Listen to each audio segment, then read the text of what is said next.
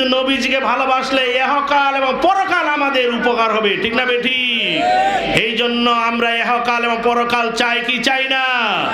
আপনি মনে রাখবেন, এই দুনিয়ার মানুষ এই পৃথিবী থেকে চলে গেলে কবরে আপনার মন্ত্রী, মিনিস্টার, রাজা, বাদশা এরাও ইয়ানফসি করবে, কেউ কারো উপকার করবে না।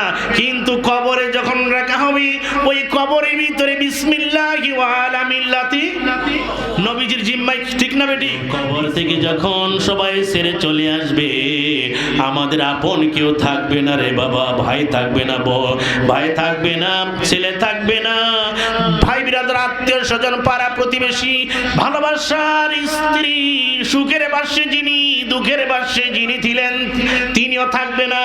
কবর ছেড়ে চলে আসলে আমাদের কবরে চলে আসবেন একজন, তিনি হলেন আমার দয়ার নবী রাহমাতুল লিল আলামিন।